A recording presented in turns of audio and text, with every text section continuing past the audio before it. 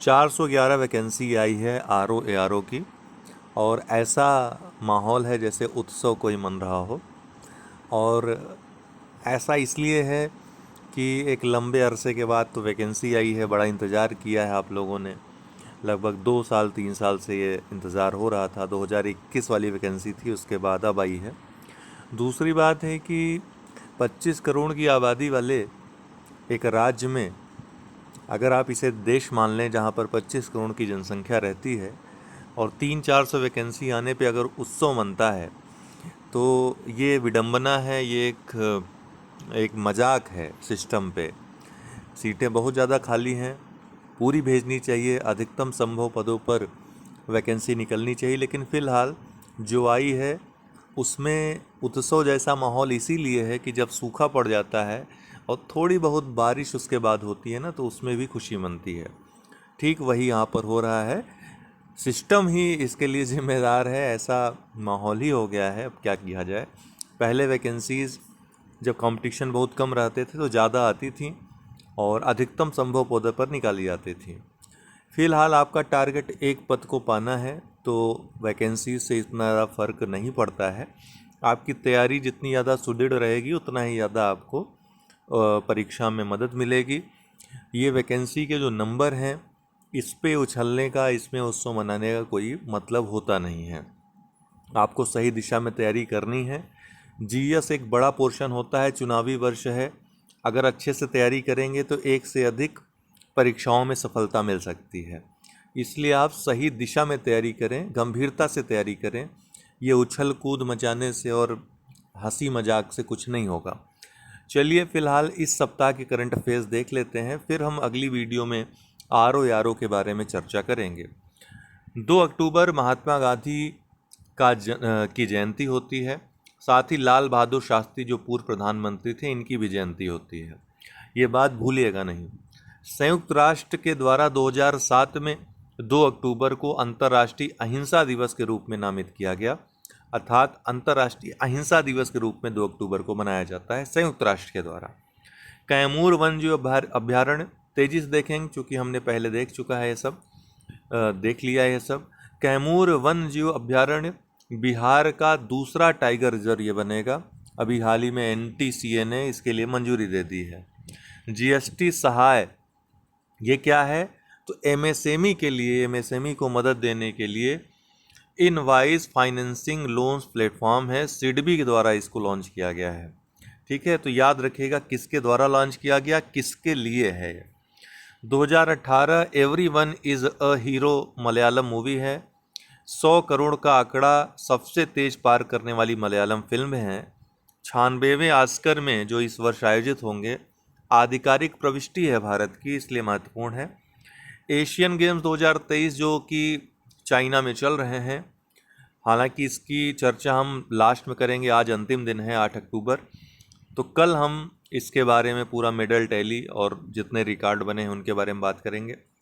फिलहाल इसके बारे में एक महत्वपूर्ण बात यह है कि 2 रिकॉर्ड क्रिकेट में बने हैं, और क्रिकेट से सवाल आते हैं। मंगोलिया के खिलाफ खेलते हुए नेपाल ने रिकॉर्ड 300 से अधिक रन बनाए, T20 में पहली टीम बनी। इसके अलावा दीपेंद्र सिंह एरी जो कि नेपाल के खिलाड़ी हैं, 9 गेंदों पर 52 रन अर्थात अर्धशतक इन्होंने लगा दिया। इसके साथ ही इन्होंने युवराज सिंह के 12 गेंदों पर 50 रन के रिकॉर्ड को तोड़ा।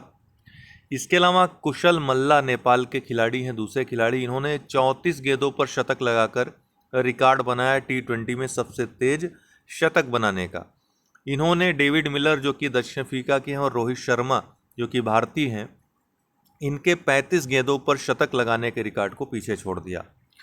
कोनोकार्पस ये वृक्ष है, बटन मैंग्रोव भी इसको कहते हैं, मैंग्रोव झाड़ी है एक प्रकार की। गुजरात सरकार द्वारा रोपण पर इसके प्रतिबंध लगा दिया गया। पर्यावरणीय और स्वास्थ्य के लिए हानिकारक इसको पाया गया है अध्ययन में, इसके बाद ये निर्णय लिया गया है। कोनोकार्पस।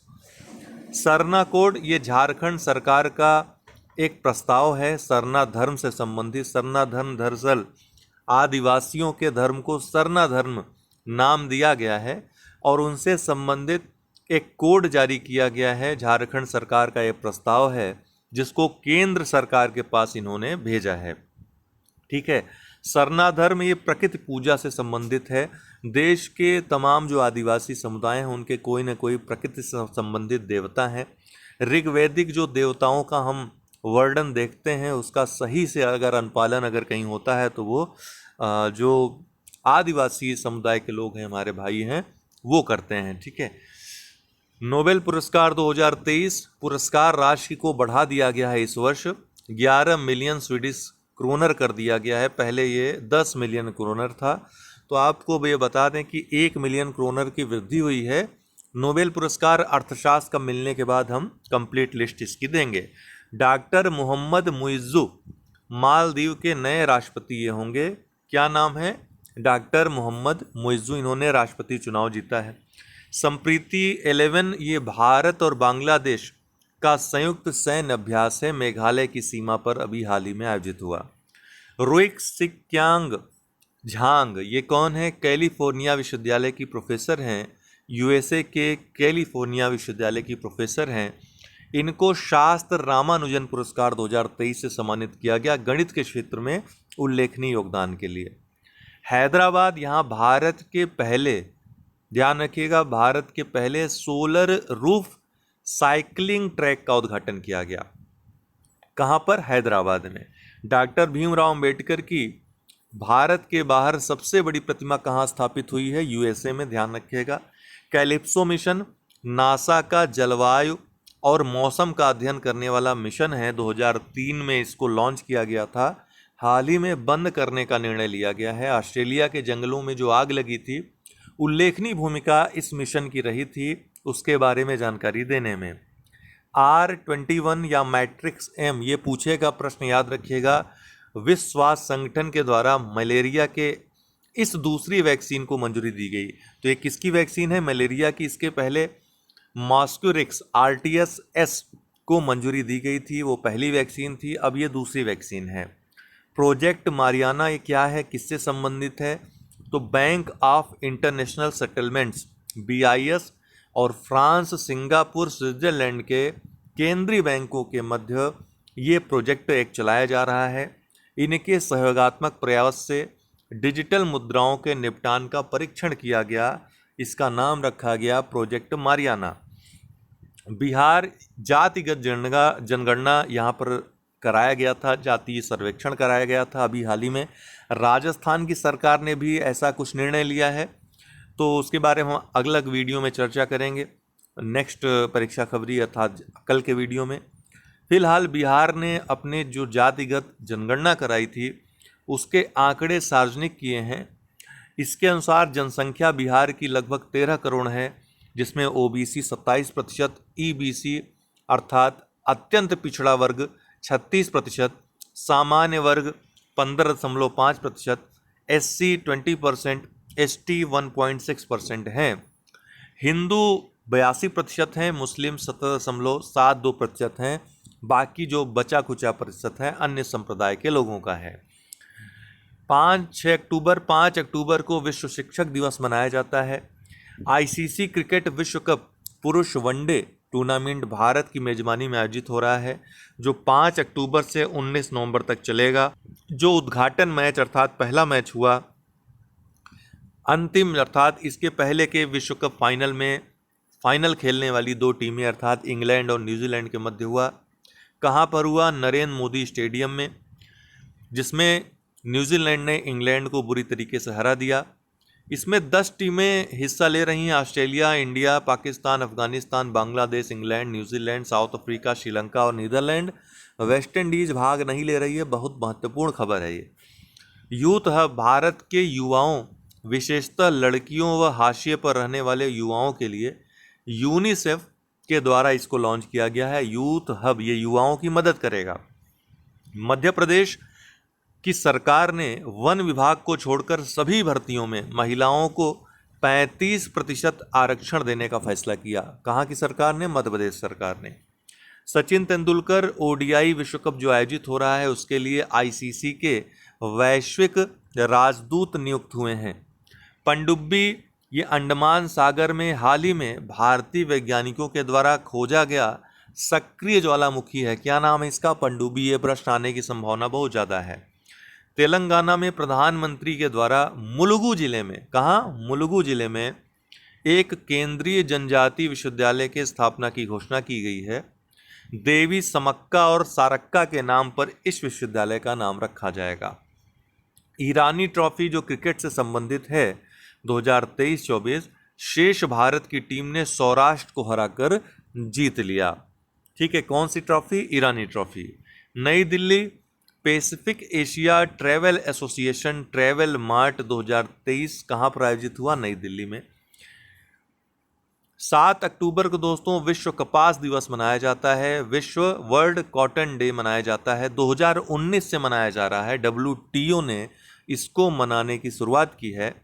कपास 4 देश में कौन कौन से देश आते हैं याद रखिएगा, बेनिन, बुर्किना फासो, चाड और माली, ये कपास 4 देश कहे जाते हैं। इनकी पहल पर विश्व व्यापार संगठन के द्वारा 7 अक्टूबर को विश्व कपास दिवस मनाने की शुरुआत हुई। 8 अक्टूबर को भारतीय वायुसेना दिवस मनाया जाता है। 91वां भारतीय वायुसेना दिवस ये 2023 वाला जो मनाया जा रहा है। इसकी महत्वपूर्ण बात यह है कि प्रयागराज उत्तर प्रदेश में एशिया का सबसे बड़ा एयर शो भी आयोजित हो रहा है, जिसको कुछ समय बाद मैं भी जाऊंगा, संगम क्षेत्र में उपस्थित रहूंगा। आप लोग अगर आना चाहें तो आ सकते हैं। 8 अक्टूबर को एयर शो का आयोजन, अर्थात आज एयर शो का आयोजन प्रयागराज में हो रहा है। तो 8 अक्टूबर 1932 को भारतीय वायुसेना की स्थापना हुई थी। 2023 की जो थीम है दोस्तों, IAF अर्थात Indian air force air power beyond boundaries इस बार की थीम है। बहुत महत्वपूर्ण है, याद रखिएगा। द सर्वाइवर क्या है? भारतीय फिल्म है। कांस फिल्म फेस्टिवल में सर्वश्रेष्ठ एक्शन फिल्म का पुरस्कार इसको मिला है। इसकी प्रश्न बहुत महत्वपूर्ण है, याद रखिएगा। इजराइल हमास के बीच, हमास क्या है? फिलिस्तीन का आतंकवादी समूह है या उग्रवादी समूह है, या फिर कह सकते हैं फिलिस्तीन की सुरक्षा करने के लिए जिम्मेदार समूह है। अर्थात अगर आप फिलिस्तीन की दृष्टि से देखें तो ये आतंकवादी समूह नहीं है, प्रतिरक्षा समूह है। लेकिन अगर इजराइल की दृष्टि से देखें, पश्चिमी देशों की दृष्टि से देखें और इसके जो एक्टिविटीज़ हैं उनको देखें तो ये आतंकवादी समूह है। तो इजराइल और हमास के बीच पहले हमास ने हमले किए, फिर इजराइल ने रिटेलिएट किया और युद्ध की घोषणा कर दी। तो इन दोनों के देशों के मध्य युद्ध आरंभ हो गया। अब देखिए, द्वितीय विश्व युद्ध में यही हुआ था, छोटे छोटे युद्ध आरंभ हुए थे, उसके बाद बड़े युद्ध में तब्दील हुआ था। रूस यूक्रेन वार इधर चल रहा है और इधर इजराइल और अरब कंट्रीज़ में वार की संभावना बढ़ गई है। अब धीरे धीरे देखते हैं ये किस दिशा में जाता है। फिलहाल तो ये युद्ध आरंभ हो गया है। नई Delhi just and resilient agri food system पर अंतर्राष्ट्रीय अनुसंधान सम्मेलन का उद्घाटन किसके द्वारा किया गया? राष्ट्रपति के द्वारा किया गया। तो ये थी महत्वपूर्ण खबरें सप्ताह भर की। अगले वीडियोस में हम गंभीरता से चर्चा करेंगे आने वाली परीक्षाओं, विशेषकर RO का, जिसका कि संक्षिप्त नोटिफिकेशन, संक्षिप्त विज्ञापन आज जारी हुआ है। ठीक है, बहुत बहुत धन्यवाद। चलिए इस सप्ताह के करंट अफेयर्स तेजी से देख लेते हैं। सुबह वाले वीडियो में आवाज़ वाली प्रॉब्लम आ गई थी। एशियन गेम्स 2022 हर 4 वर्ष में आयोजित होते हैं। इस बार 2022 वाला टूर्नामेंट 2023 में आयोजित हुआ चीन में। इसको 2022 में आयोजित होना था, लेकिन चीन में कोविड कारणों से ये आयोजित नहीं हो पाया था। पहला जो एशियन गेम हुआ था भारत के प्रयासों से 1951 में नई दिल्ली में हुआ था। इसके पहले अर्थात 2018 वाला जो हुआ था, ठीक पहले वाला इंडोनेशिया में हुआ था, जकार्ता और कोलंबो शहरों में। इसमें भारत ने 70 पदक जीते थे और वो एक रिकॉर्ड था। इस बार भारत ने 100 से अधिक पदक जीत लिए। पहली बार ऐसा हुआ कि भारत ने 100 से अधिक पदक एशियाई खेलों में जीते हैं और 107 पदक भारत के हैं इस बार। मुख्यालय इन खेलों का जो आयोजन कराता है समिति का नई दिल्ली में है, भारत में। भारत में 2 बार ये टूर्नामेंट आयोजित हुआ है। एक बार पहली बार 1951 और 1982 में, दूसरी 2 बार। 1951 से 1978 तक जापान लगातार शीर्ष पे कायम रहा, अर्थात पदक तालिका में शीर्ष पे रहा। 1978 से 1922 तक 2022 तक अर्थात वर्तमान तक चाइना शीर्ष पर है।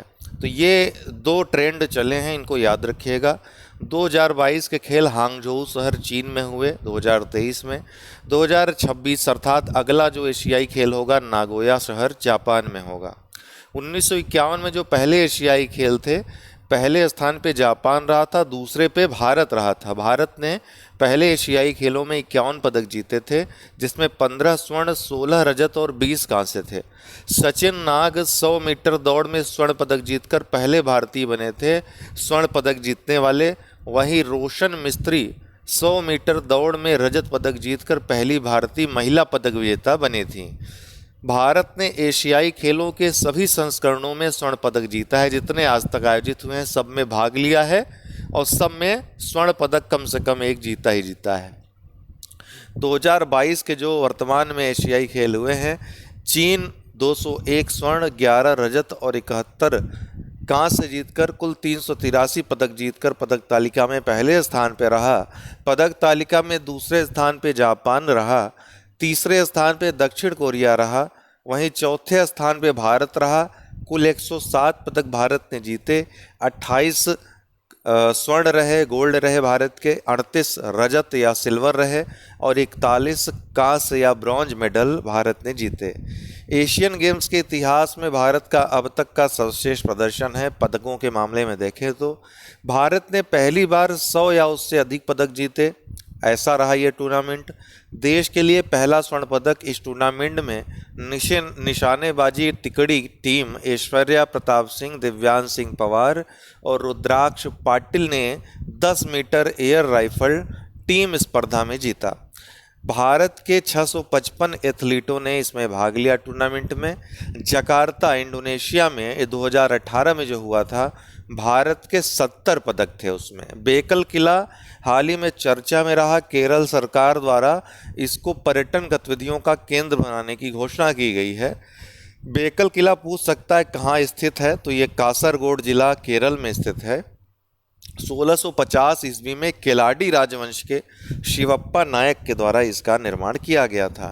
जीआई टैग हाल ही में जम्मू कश्मीर के 2 उत्पादों को दिया गया, बसोहली पश्मीना जो कि पारंपरिक शिल्प है और कलारी व्यंजन जो कि एक प्रकार का भोजन है।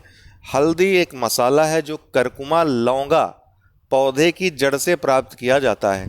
हाल ही में चर्चा में रहा क्योंकि राष्ट्रीय हल्दी बोर्ड की स्थापना कर दी गई है भारत सरकार के द्वारा, जिसकी मांग लंबे समय से हल्दी किसानों के द्वारा किया जा रहा था। भारत हल्दी का अग्रणी उत्पादक और निर्यातक देश है। विश्व व्यापार में भारत की जो हिस्सेदारी है हल्दी के व्यापार में 62% अकेले भारत की है। उत्पादक राज्यों की श्रेणी देखें तो पहले स्थान पे महाराष्ट्र है, दूसरे स्थान पे तेलंगाना, तीसरे पे कर्नाटक, चौथे पे तमिलनाडु। श्रेष्ठ हाल ही में केंद्र सरकार के द्वारा भारत में शेड्यूल कास्ट अर्थात एससी अनुसूचित जाति की शिक्षा और सामाजिक आर्थिक विकास को बढ़ावा देने के लिए इसको शुरू किया गया। इसके अंतर्गत लक्षित क्षेत्रों में या चिन्हित क्षेत्रों में उच्च विद्यालयों में छात्रों के लिए आवासीय शिक्षा योजना इसकी व्यवस्था की जाएगी। कोच्चि जो केरल का शहर है, 16वीं कृषि विज्ञान कांग्रेस का आयोजन यहाँ पर संपन्न हुआ। नोट करने वाली बात है कि फरवरी 2023 अर्थात इसी वर्ष देहरादून उत्तराखंड में भारत की पहली ग्रामीण विज्ञान कांग्रेस आयोजित हुई। कहाँ पर? देहरादून में भारत की पहली ग्रामीण विज्ञान कांग्रेस आयोजित हुई। विज्ञान और कृषि जो क्षेत्र के वैज्ञानिक हैं, काम करने वाले हैं, विशेषज्ञ हैं, वो एक साथ एक मंच पर आए। बरेली उत्तर प्रदेश सभी सरकारी स्कूलों में स्मार्ट कक्षाएं प्रदान करने वाला उत्तर प्रदेश का पहला जिला कौन बन गया है? बरेली जिला। जीआई टैग हाल ही में अरुणाचल प्रदेश के 3 उत्पादों को प्रदान किया गया, याक चुरपी, खामती चावल और तांगसा कपड़ा को। मोरक्को अफ्रीकी देश है। आईएमएफ और विश्व बैंक की 50 वर्षों में अफ्रीका में पहली वार्षिक बैठक आयोजित हुई। तो पूछेगा हाल ही में आईएमएफ और विश्व बैंक की बैठक कहाँ पर आयोजित हुई? वार्षिक बैठक मोरक्को में। और 50 वर्षों में किसी अफ्रीकी देश में ये पहली बैठक है। स्कूप ये एक मूवी है, भारत के हंसल मेहता की वेब सीरीज है, सॉरी मूवी नहीं है। इसको बुसान इंटरनेशनल फिल्म फेस्टिवल जो कि दक्षिण कोरिया में आयोजित हुआ, सर्वश्रेष्ठ वेब सीरीज का अवार्ड दिया गया। अयोध्या उत्तर प्रदेश में नवंबर 2023 अर्थात अगले महीने राष्ट्रीय तीरंदाजी चैंपियनशिप का आयोजन होगा। The book of life, my dance with Buddha for success, ये पुस्तक है विवेक अग्निहोत्री की, जिन्होंने पिछले वर्ष कश्मीर फाइल्स मूवी रिलीज की थी। काफ़ी ये मूवी चर्चा में रही थी। आपको बताएं कि अभी हाल ही में इनकी द वैक्सीन वार ये मूवी रिलीज हुई है, जो कि एक किताब पे आधारित है जिसका नाम है going viral, making of Covaxin the inside story, जिसको लिखा है डॉक्टर बलराम भार्गव ने। इस पर फिल्म बनाई है विवेक अग्निहोत्री ने। चक्रवात 2023-2016 से ही तीनों सेनाओं के द्वारा बारी बारी से इस नाम से आयोजन होता है युद्धाभ्यास का, संयुक्त अभ्यास का।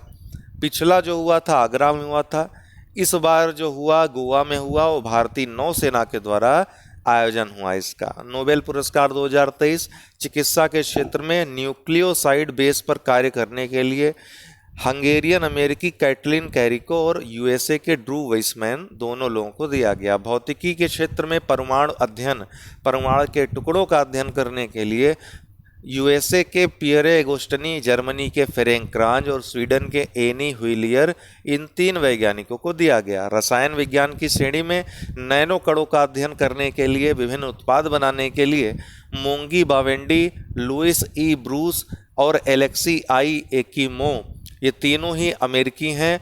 एलेक्सी आई एकिमो रूसी हैं, लेकिन अमेरिका में ये रहते हैं, अमेरिकी नागरिक हो चुके हैं, तो तीनों अमेरिकी हैं।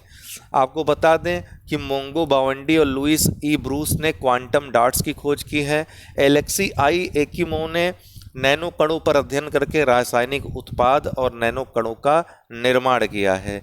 साहित्य के क्षेत्र में जान फासे नॉर्वे के हैं, इनको मिला है।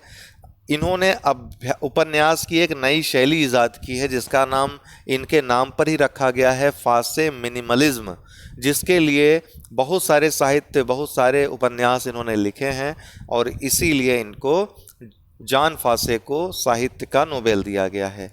शांति का नोबेल पुरस्कार इस बार नरगिस मोहम्मदी को दिया गया, जो कि ईरान की मानवाधिकार कार्यकर्ता हैं। अर्थशास्त्र का नोबेल पुरस्कार प्रोफेसर क्लाडिया गोल्डिन को दिया गया। हार्वर्ड विश्वविद्यालय यूएसए की ये अर्थशास्त्री हैं, तीसरी महिला हैं अर्थशास्त्र का नोबेल पाने वाली। 12 अक्टूबर 1993 को मानवाधिकार संरक्षण अधिनियम 1993 के अंतर्गत मानवाधिकार आयोग की स्थापना हुई। MY भारत मेरा युवा भारत इसका फुल फॉर्म है। हाल ही में प्रधानमंत्री की अध्यक्षता में कैबिनेट के द्वारा इस स्वायत्त निकाय को मंजूरी दी गई। 15 से 29 वर्ष के युवाओं के विकास के लिए इसकी स्थापना की गई है नई दिल्ली में।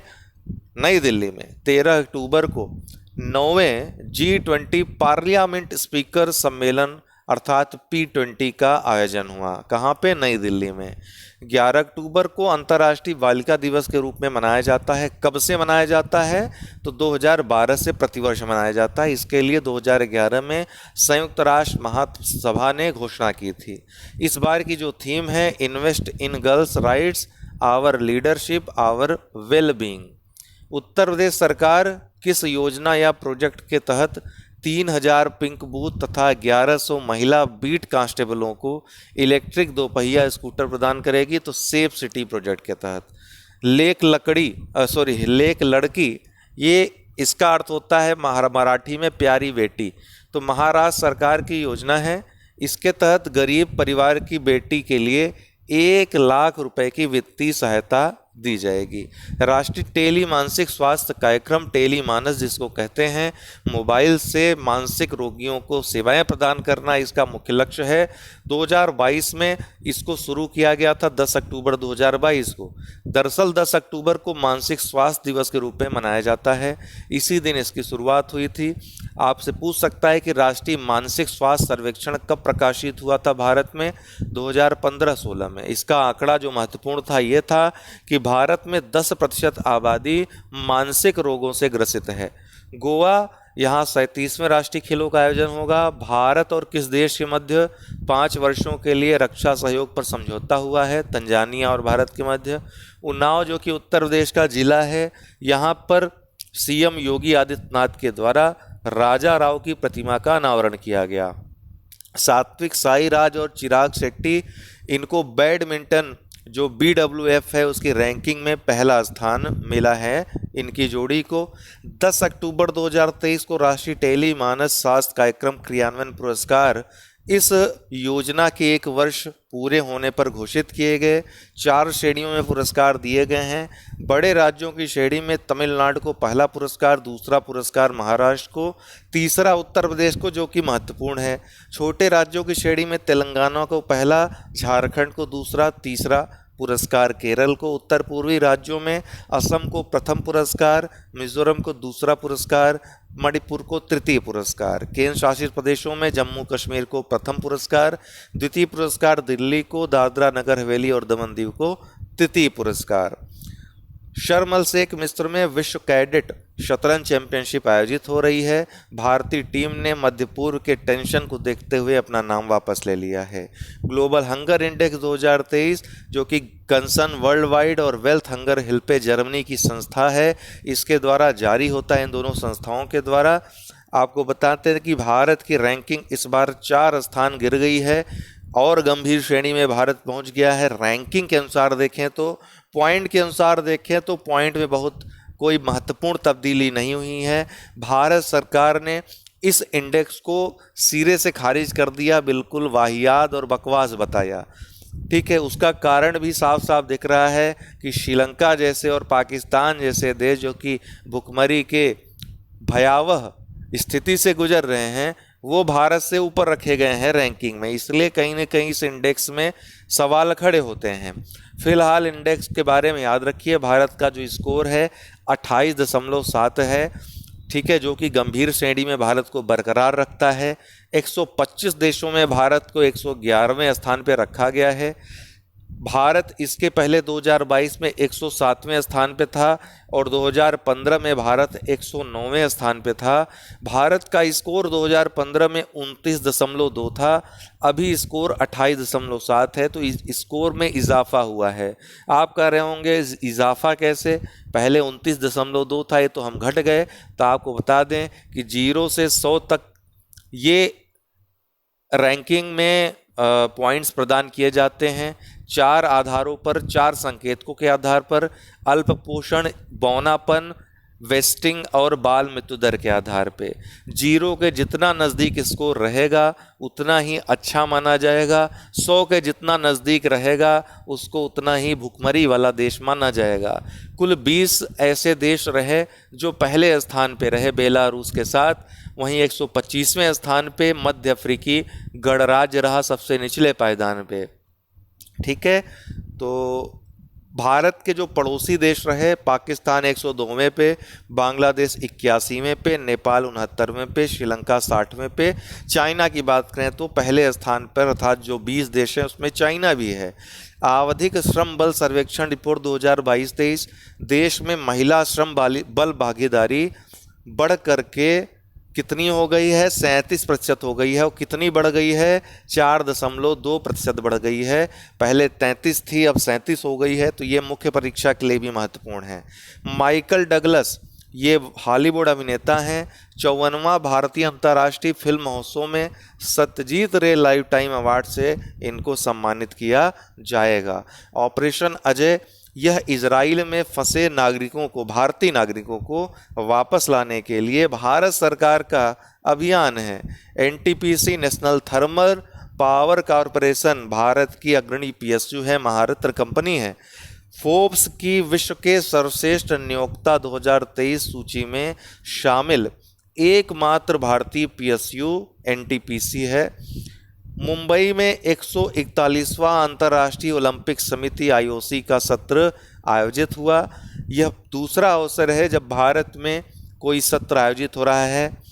भारत में दूसरी बार इसका आयोजन हो रहा है। कुल 40वें वर्षों बाद भारत में इसका आयोजन हो रहा है। 40 वर्ष पूर्व जो पहला आयोजन हुआ था भारत में, वह 1983 में हुआ था नई दिल्ली में। इस बार कहाँ हुआ, मुंबई में हुआ। इसके साथ ही क्या क्रिकेट को ओलंपिक खेलों में शामिल कर लिया गया है, लेकिन 2028 के ओलंपिक खेलों में, 2024 में होने वाले खेलों में नहीं, याद रखिएगा। रोहित शर्मा अंतर्राष्ट्रीय क्रिकेट में सर्वाधिक छक्के लगाने का रिकॉर्ड अब इनके नाम हो गया है। वहीं विश्व कप वनडे विश्व कप में सर्वाधिक शतक लगाने के मामले में इन्होंने सचिन को पीछे छोड़ दिया। 7 शतक इन्होंने अभी तक लगा दिए हैं। संयुक्त राष्ट्र मानवाधिकार परिषद, इसमें देखिए 15 नए सदस्यों का चुनाव 3 वर्षों के लिए कर लिया गया है। ये 15 नए सदस्य 1 जनवरी 2024 से कार्यभार संभालेंगे 3 वर्षों के लिए। 15 का नाम याद रखिए: अल्बानिया, ब्राज़ील, बुल्गारिया, बुरुंडी, चीन, Cote d'Ivoire, Cuba, Dominican Republic, France, Ghana, Indonesia, Japan, Kuwait, Malawi, Netherlands. Herat Afghanistan का एक प्रांत है। यहाँ 6.3 तीव्रता का शक्तिशाली भूकंप आया। भारी तबाही मचाई भूकंप ने, 1000 से अधिक लोगों की मृत्यु हो गई। CTBT comprehensive nuclear test ban treaty, जो कि सभी प्रकार के जो उपयोग हैं परमाणु हथियारों के, उन पर प्रतिबंध लगाने का एक ट्रीटी है। संयुक्त राष्ट्र के द्वारा 1996 में इसको अपनाया गया था। अभी तक ये लागू नहीं हो पाया है, ठीक है। वहीं NPT जो कि परमाणु अप्रसार संधि है, ये केवल शांतिपूर्ण उपयोगों के लिए परमाणु हथियार, परमाणु प्रौद्योगिकी के उपयोग को अनुमति देता था। लेकिन इसमें एक बहुत ही खास बात थी कि 1 जनवरी 1967 तक जिन देशों के पास परमाणु शक्ति है, जो परमाणु शक्ति संपन्न राष्ट्र घोषित हो चुके हैं, केवल उन्हीं के पास वो प्रौद्योगिकी रहेगी। कोई अन्य देश परमाणु हथियारों का या परमाणु शक्ति का परीक्षण नहीं कर सकता है, जिससे भारत जैसे देशों ने कहा भैया रहने दो, तुम अपने पास अपना नियम कानून रखो, हम नहीं मानेंगे तुम्हारा। तो 1970 में लागू हुआ था, लेकिन भारत जैसे देश इसमें हस्ताक्षर ही नहीं किए, ठीक है। तो पाकिस्तान भी नहीं किया, भैया नहीं करेंगे, हम नहीं करेंगे। भारत और सऊदी अरब, अभी पूछेगा भारत और किस देश के मध्य ऊर्जा क्षेत्र में सहयोग के लिए समझौता हुआ, तो भारत और सऊदी अरब के मध्य। एक बात याद रखिएगा, CTBT 1996, ठीक, और NPT 1970, और भारत ने न तो इसमें किया न तो इसमें किया, ये चीज़ें याद रखिएगा। GST परिषद की 52वीं बैठक नई दिल्ली में हाल ही में आयोजित हुई। GST परिषद संवैधानिक निकाय है। संविधान के अनुच्छेद 279A में इसका प्रावधान है। 101वें संविधान संशोधन 2016 के द्वारा इसको जोड़ा गया संविधान में। अभी हाल ही में 52वीं बैठक में कई निर्णय लिए गए, जिसमें एक महत्वपूर्ण निर्णय है कि गुड़ पर GST जो कि 28% था, उसको घटाकर 5% कर दिया गया है। क्लाउडिया गोल्डिन, इनका जन्म न्यूयॉर्क में हुआ। अभी अर्थशास्त्र का नोबेल 2023 इनको मिला है, और यह नोबेल पुरस्कार पाने वाली तीसरी महिला हैं। किस लिए मिला है ये महत्वपूर्ण है, तो अर्थव्यवस्था में महिलाओं की भूमिका पर शोध इन्होंने किया है, इसके लिए इनको मिला है।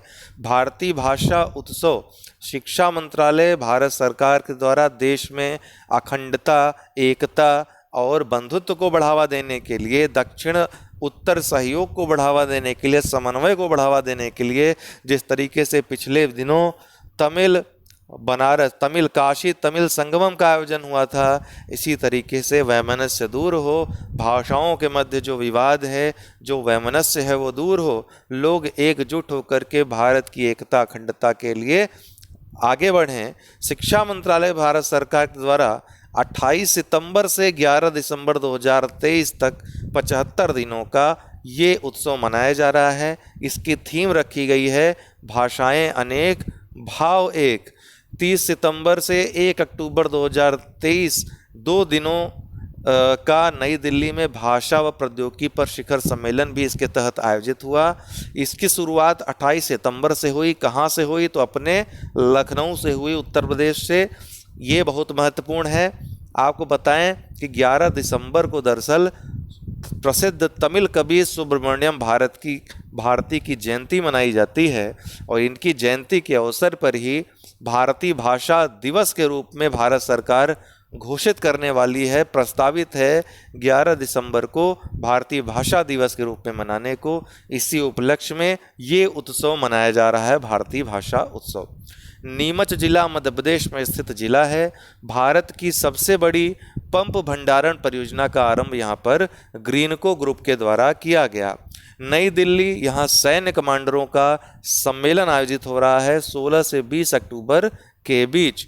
मुंबई में 17वां CII वार्षिक पर्यटन शिखर सम्मेलन का आयोजन हुआ। कहाँ? मुंबई में।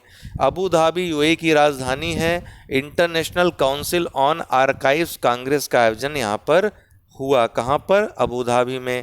इन्फिनिटी 2023 का आयोजन कहाँ हुआ? नोएडा, उत्तर प्रदेश में। यह छठा वार्षिक प्रौद्योगिकी शिखर सम्मेलन है। इसको इन्फिनिटी के नाम से भी जाना जाता है। IORA अर्थात इंडियन ओशन रिम एसोसिएशन, हिंद महासागर के तटीय देशों का ये एसोसिएशन है। इसकी कल्पना 1995 में नेल्सन मंडेला के भारत आगमन पर सबसे पहले की गई थी। इस पर बाद में चर्चा हुई। 1997 में IORA की स्थापना हुई। इसके 23 सदस्य देश हैं। सचिवालय अर्थात मुख्यालय इसका मॉरिशस में है। आपको बताएं, हाल ही में चर्चा में रहा। देखिए, IORA की जो सर्वोच्च संस्था है वो मंत्रिपरिषद है। इसकी 23वां मंत्रिपरिषद बैठक कोलंबो, श्रीलंका में इसका संपन्न हुआ है। श्रीलंका ने इसके साथ ही बांग्लादेश से अध्यक्षता ले ली। भारत 2 वर्षों के लिए इसमें उपाध्यक्ष रहेगा। भारत 2 वर्षों के लिए उपाध्यक्ष के पद पर इस पे रहेगा। ठीक है, तो अभी तक क्या था? बांग्लादेश अध्यक्ष था, श्रीलंका उपाध्यक्ष था। श्रीलंका ने अध्यक्षता बांग्लादेश से ग्रहण कर ली। अब भारत 2 वर्षों के लिए उपाध्यक्ष हो गया है और श्रीलंका 2 वर्षों के लिए अध्यक्ष हो गया है। आज के लिए इतना ही। बहुत बहुत धन्यवाद। चलिए तेजी से सुपरफास्ट तरीके से रिवीजन कर लेते हैं साप्ताहिक खबरों का। 16 अक्टूबर को विश्व खाद्य दिवस के रूप में मनाया जाता है। 1980 से इसको मनाने की शुरुआत हुई थी, क्योंकि 16 अक्टूबर 1945 को विश्व खाद्य एवं कृषि संगठन FAO की स्थापना हुई थी। इसका हेडक्वार्टर दोस्तों रोम में है। इस बार की जो थीम है 2023 के विश्व खाद्य दिवस की, वह है जल ही जीवन है, जल ही भोजन है, किसी को पीछे मत छोड़ो। 17 अक्टूबर को अंतर्राष्ट्रीय गरीबी उन्मूलन दिवस 1987 से मनाने की इसकी शुरुआत हुई थी। 2023 की जो थीम है सभी के लिए अच्छा काम व सामाजिक सुरक्षा। लुकिंग फॉर चालान, ये क्या है? इंदिरा गांधी राष्ट्रीय कला केंद्र द्वारा निर्मित एक फिल्म है। अभी 69वें पुरस्कार जब वितरित किए गए तो ये, हालांकि इसकी घोषणा पहले ही हो गई थी, लेकिन ये विशेष चर्चा में आया। सर्वश्रेष्ठ खोजी फिल्म का राष्ट्रीय पुरस्कार इसको मिला। अपना चंद्रयान, ये क्या है? शिक्षा मंत्री धर्मेंद्र प्रधान के द्वारा लॉन्च स्कूली बच्चों के लिए एक पोर्टल है उनकी सहायता के लिए। नोएडा उत्तर प्रदेश में 9वां वैश्विक साहित्य महोत्सव का आयोजन हुआ।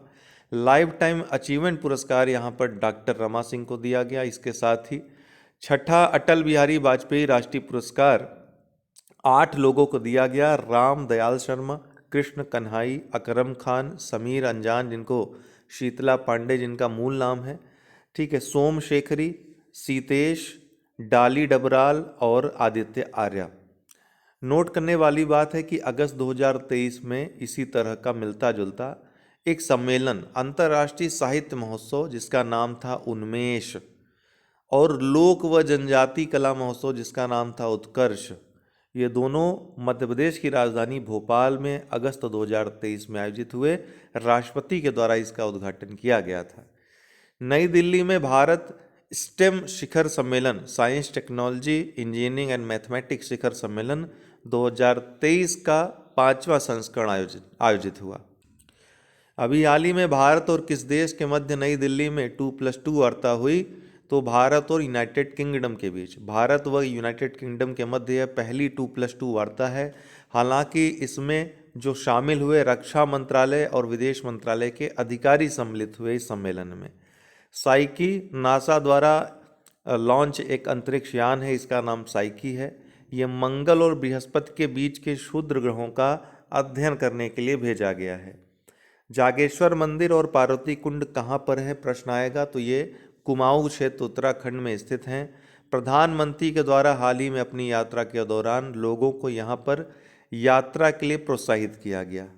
The high cost of cheap water, ये WWF की रिपोर्ट है। पूछेगा किस संस्था ने रिपोर्ट प्रकाशित की है, तो WWF world wide fund for nature 1961 में इसकी स्थापना हुई थी और ग्लैंड स्विट्जरलैंड में इसका मुख्यालय है। इसकी यह रिपोर्ट है the high cost of cheap water. 16 अक्टूबर 2023 को खाद्य दिवस के अवसर पर इस रिपोर्ट को प्रकाशित किया गया। निम्नलिखित में से कौन सा सत्य है या है? तो गरीब किसानों को ऋण सहायता प्रदान करने के लिए त्वरित सिंचाई लाभ कार्यक्रम 1996-97 में आरंभ किया गया था। ये बिल्कुल गलत है, क्योंकि 1996-97 में त्वरित सिंचाई लाभ कार्यक्रम शुरू तो किया गया था, लेकिन इसको गरीब किसानों को ऋण सहायता प्रदान करने के लिए नहीं, बल्कि जो इंफ्रास्ट्रक्चर है, अवसंरचना है सिंचाई संबंधित, उसके विकास के लिए ये आरंभ किया गया था। इसके अलावा दूसरा है जल उपयोग दक्षता के विकास के लिए कमांड एरिया डेवलपमेंट कार्यक्रम 1974-75 में आरंभ किया गया। ये दूसरा वाला स्टेटमेंट सही है, तो आंसर जो आपका हो जाएगा केवल 2 वाला हो जाएगा, पहला वाला गलत। बी मोर मिल्क, ये अधिक दूध बनो एक अभियान है। किसका अभियान है? अमूल का अभियान है। तो इस अभियान को जगह मिली है न्यूयॉर्क के टाइम स्क्वायर पर, वहाँ प्रदर्शित किया गया है। इसके साथ ही इस अभियान को वैश्विक पहचान मिली। पूछ सकता है किसका अभियान है? सर सैयद अहमद खां, इनकी 125वीं जयंती हाल ही में मनाई गई। अलीगढ़ आंदोलन के ये जनक रहे। मुस्लिमों में आधुनिक शिक्षा के समर्थक थे, महिलाओं के सशक्तिकरण के समर्थक थे, भ्रूण हत्या, बाल विवाह, बहुविवाह आदि की इन्होंने आलोचना की। हालांकि महिलाओं को शिक्षा को लेकर के रूढ़िवादी विचारधारा थी, आधुनिक शिक्षा महिलाओं को न दिए जाए, इसके ये पक्षधर थे। बाद में हालांकि यूरोप यात्रा जब 1869-70 में करते हैं, तो इन सोचों में जो रूढ़िवादी सोच थी उसमें परिवर्तन आता है। इसके बाद ये महिला स्वतंत्रता और शिक्षा को लेकर प्रगतिवादी सोच डेवलप हो जाती है इनमें। Mohammedan Anglo oriental college Aligarh की स्थापना इन्होंने मुसलमानों को आधुनिक शिक्षा में आगे बढ़ाने के लिए की थी। बाद में जाकर के यही जो कॉलेज है AMU अलीगढ़ मुस्लिम विश्वविद्यालय के रूप में जाना जाता है, आज भी अलीगढ़ में स्थित है, केंद्रीय विश्वविद्यालय है। चुनावी बांड प्रणाली 2017 में इसको लाया गया था, 2018 में वित्त विधेयक के रूप में लागू किया गया था। इसको जारी करता है जो बांड है SBI, state bank of India. कुल 1,000 रुपये या 10,000 रुपये या 1 लाख या 10 लाख या 1 करोड़ रुपए तक के बांड जारी किए जाते हैं। इनको चेक या डिजिटली लिया जा सकता है। ब्याज रहित होते हैं, इसमें कोई ब्याज दे नहीं होता। इनकी वैलिडिटी मात्र 15 दिन होती है, जिस दिन से इश्यू किया जाता है उस दिन से। और इसमें योग्य कौन होते हैं? वे राजनीतिक दल जो जन प्रतिनिधित्व अधिनियम की धारा 29A के तहत पंजीकृत हैं और पिछले आम चुनाव में कम से कम 1% वोट पाया है, वही इसके तहत चंदा ले सकते हैं। लसिका फाइलेरिया मच्छर जनित संक्रामक रोग है। 2023 में पहले बांग्लादेश से और अब लाओ पीडीआर में इसको समाप्त घोषित किया गया है विश्व स्वास्थ्य संगठन के द्वारा। लाओ पीडीआर एशिया प्रशांत क्षेत्र का 11वां देश है जहां से लसिका फाइलेरिया को समाप्त घोषित किया गया है। अटारी वाघा बॉर्डर हाल ही में चर्चा में रहा, क्योंकि भारत का सबसे ऊंचा तिरंगा लगभग 418 फीट का नितिन गडकरी के द्वारा यहाँ पर फहराया गया। REC लिमिटेड विद्युत मंत्रालय की प्रमुख PSU है। गोल्डन पिकाक पुरस्कार इसको आपदा प्रबंधन के लिए, जोखिम प्रबंधन के लिए दिया गया। रघुबर दास ये झारखंड के पूर्व मुख्यमंत्री थे, इनको उड़ीसा का नया गवर्नर या राज्यपाल नियुक्त किया गया है। इंद्रसेना रेड्डी नल्लू को त्रिपुरा का नया राज्यपाल बनाया गया है।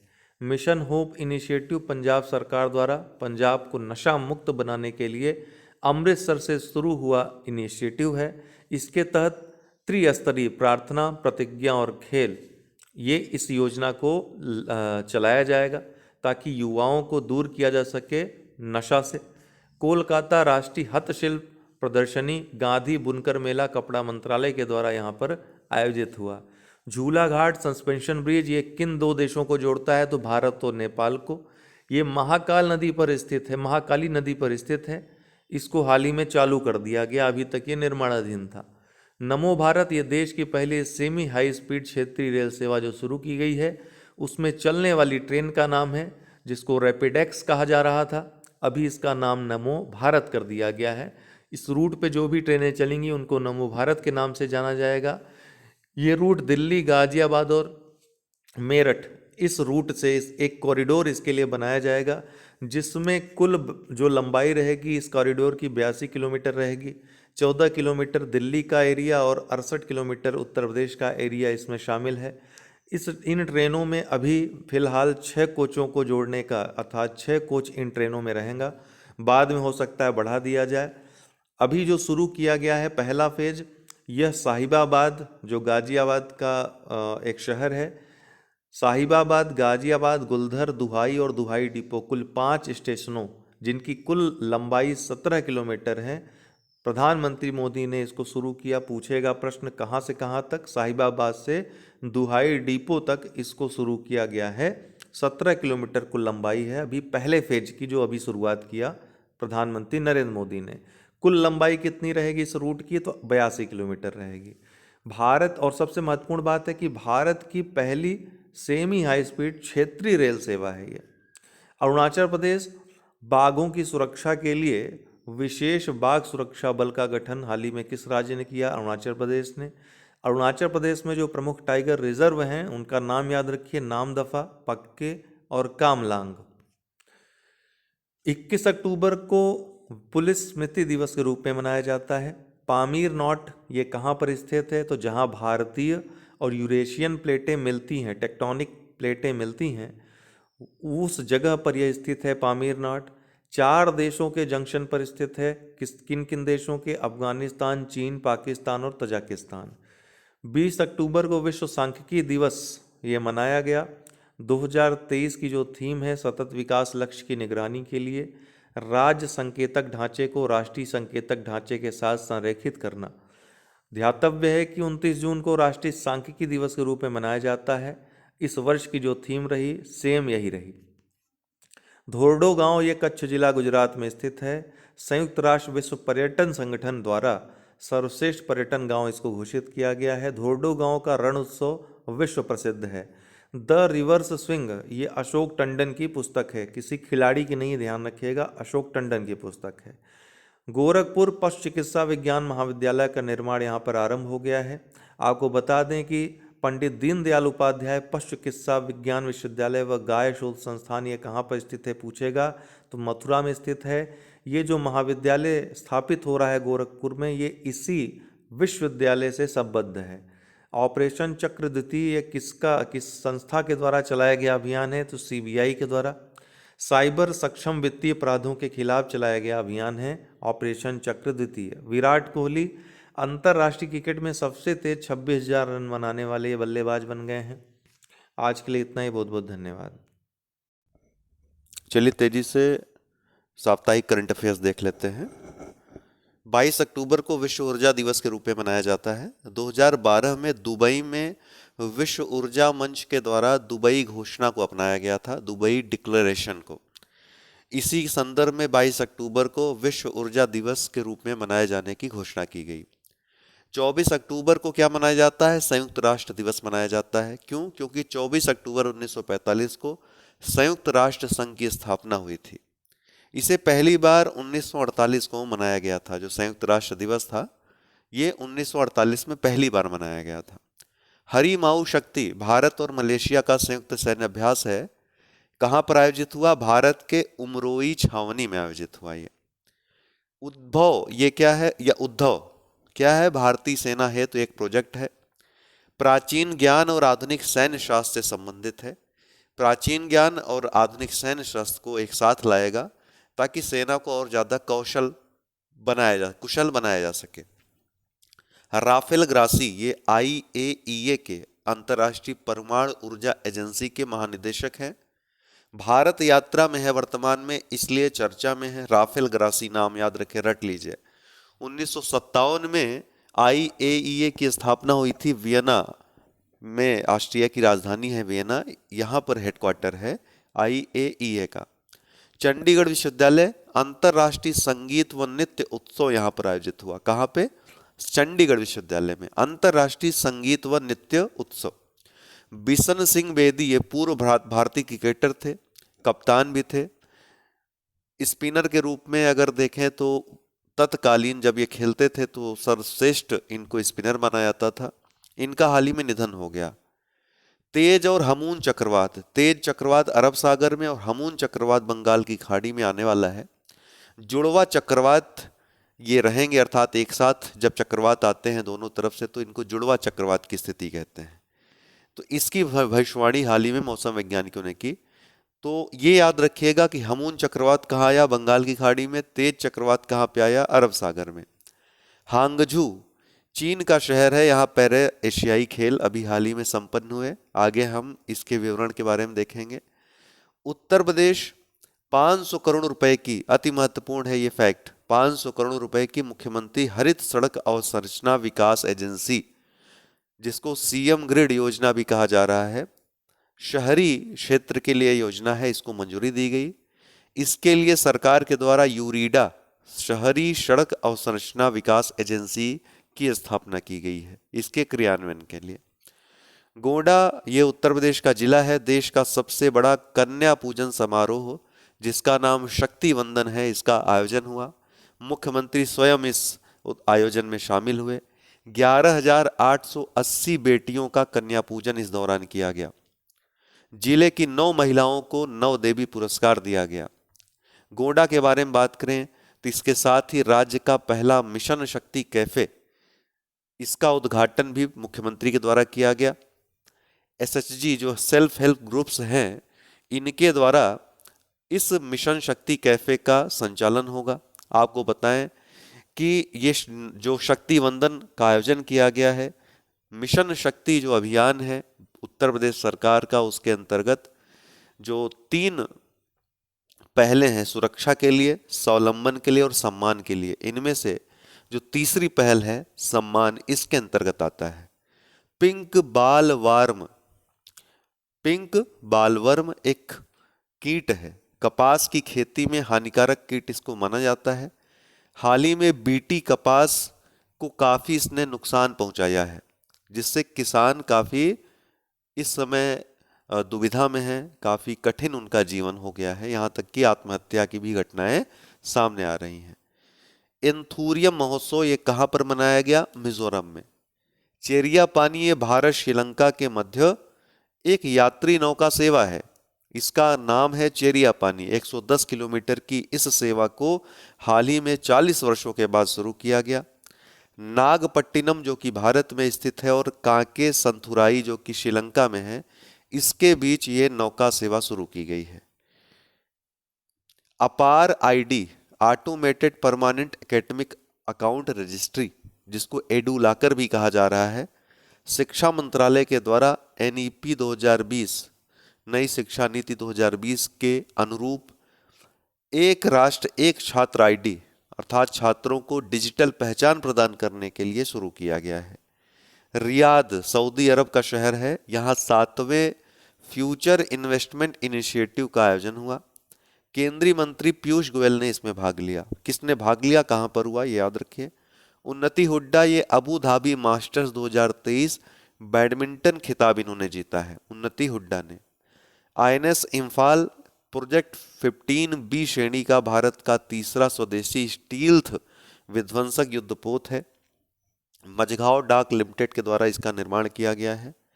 महिला अधिकारियों के लिए आवास वाला यह पहला युद्धपोत है। इसके साथ ही अन्य प्रोजेक्ट के तहत जो जो युद्धपोत हैं इनको भी याद रखिए।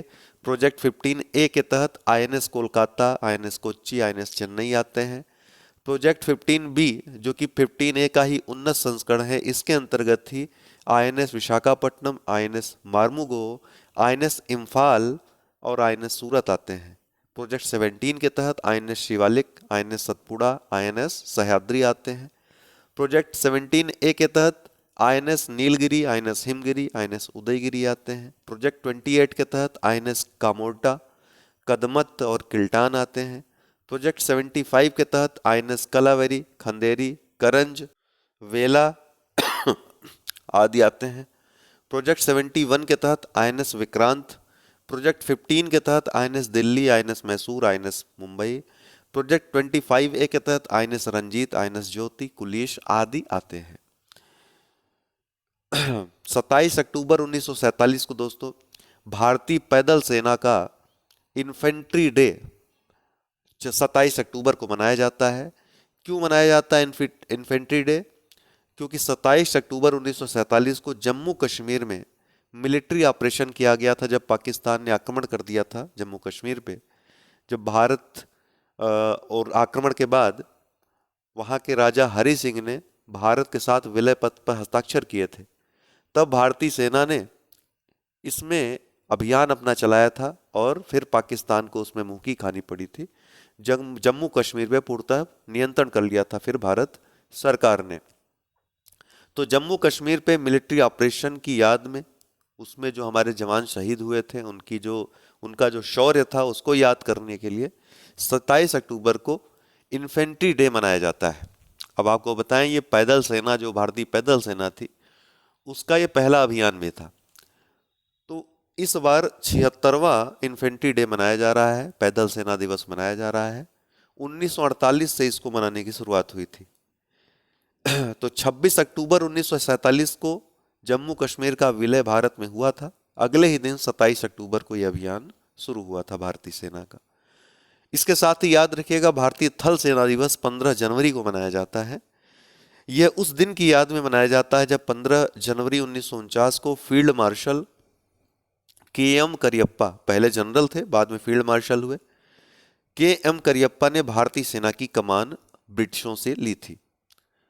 29 अक्टूबर 2023 अंतर्राष्ट्रीय देखभाल व संयुक्त सहायता के लिए संयुक्त राष्ट्र का पहला अंतर्राष्ट्रीय दिवस, अर्थात 29 अक्टूबर 2023 को संयुक्त राष्ट्र के द्वारा अंतर्राष्ट्रीय देखभाल व सहायता के लिए पहला दिवस मनाया गया। अब हर वर्ष 29 अक्टूबर को ये दिवस मनाया जाएगा, लेकिन चूंकि ये पहली बार है तो पूछ सकता है। संयुक्त राष्ट्र जनरल असेंबली का जो 78वां सत्र था, न्यूयॉर्क में सितंबर में आयोजित हुआ। सितंबर से शुरू हुआ, 5 सितंबर से शुरू हुआ, 1 वर्ष तक ये सत्र चलता है। शुरुआत में जो सितंबर का महीना होता है उसमें जो देशों के, विभिन्न देशों के प्रतिनिधि हैं, सदस्य देशों के प्रतिनिधि हैं, वो भाग लेते हैं। भारत की तरफ से इस बार प्रधानमंत्री ने भाग नहीं लिया था। इस बार भारत से विदेश मंत्री एस जयशंकर यहाँ पर गए थे। विषय क्या था 78वें सत्र का? तो विश्वास का पुनर्निर्माण व वैश्विक एकजुटता को पुनः जागृत करना, शांति समृद्धि की दिशा में 2030 एजेंडा व इसके सतत विकास लक्ष्यों पर, एसडीजी लक्ष्यों पर कार्रवाई में तेजी लाना इस बार का विषय है।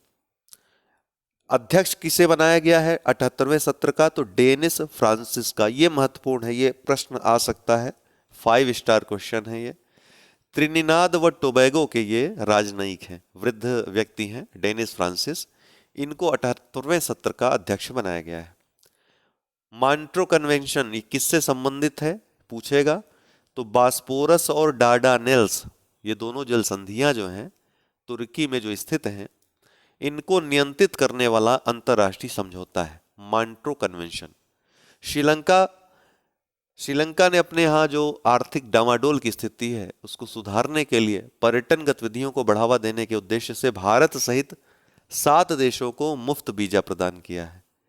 राजकुमार राव जो फिल्म अभिनेता है, इन्होंने न्यूटन नामक एक फिल्म में चुनाव अधिकारी की भूमिका निभाई थी। छत्तीसगढ़ में जो नक्सल प्रभावित इलाके हैं वहाँ पर इन्होंने चुनाव अधिकारी की भूमिका निभाई थी और एक चुनाव कर्मचारी के रूप में निष्पक्ष, ईमानदारी, सत्यनिष्ठा से कैसे काम किया जाता है उसका जीता जागता उदाहरण ये फिल्म में देखने को मिला था, न्यूटन मूवी में। इसको जरूर आप लोग देखिएगा, काफ़ी पुरस्कार भी इसको मिले हुए हैं।